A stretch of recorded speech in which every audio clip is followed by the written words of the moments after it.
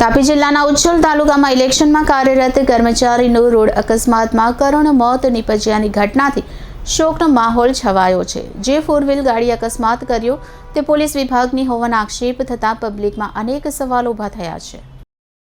ચૂંટણી મીટિંગ પૂરી કર્યા પછી ઘરે જતી વખતે અકસ્માત સર્જાયો હોવાની ઘટના તાપી જિલ્લાના ઉચ્છલ તાલુકામાં સામે આવી છે, જ્યાં સ્થળ પર જ કર્મચારીનું કરુણ મોત થતાં શોકની લાગણી છવાઈ જવા પામી છે। નોંધવું રહ્યું કે સરકારી અધિકારીઓને ચૂંટણી દરમિયાન મતદાન ઇન્ચાર્જ તરીકે મૂકવામાં આવે છે, જે અંતર્ગત ઉચ્છલ મામલતદાર દ્વારા મીટિંગ લેવામાં આવી। મીટિંગ પૂરું કર્યા પછી ઘરે જતી વખતે ટુ વ્હીલર ચાલકોને ફોર વ્હીલર ચાલકે અડફેટમાં લઈ ગંભીર અકસ્માત સર્જાયો હતો, જેમાં પીડબ્લ્યુડી પબ્લિક વર્કર ડિપાર્ટમેન્ટ ખાતામાં નોકરી કરતા શાંતિલાલ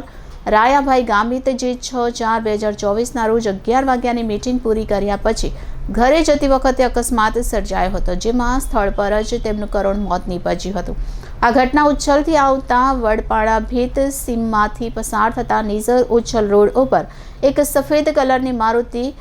રેટ્સ નંબર GJ05JB2640 રસ્તા પર અચાનક ટર્ન મારતા ટુ વ્હીલર ગાડીને અડફેટમાં લેતા મૃતક ઉછળીને નીચે પડતા માથાના ભાગે વાગતા ઘટના સ્થળ પર જ કરુણ મોત નીપજ્યું હતું, જેમાં સમગ્ર ઘટનાની તપાસ કરવા માટે મૃતકના મિત્ર રતાભાઈ બાવાભાઈ ગામિત દ્વારા ઉચ્છલ પોલીસ સ્ટેશનમાં FIRની નોંધ કરવામાં આવી છે। આ સમગ્ર ઘટનામાં લોકો પાસે મળતી માહિતી અને ચાલી રહેલ ચર્ચા મુજબ પકડાયેલી ગાડી કોઈક પોલીસ વિભાગના કર્મચારીની છે, જેને છુપાવવા પ્રયત્ન કરવામાં આવી રહ્યો છે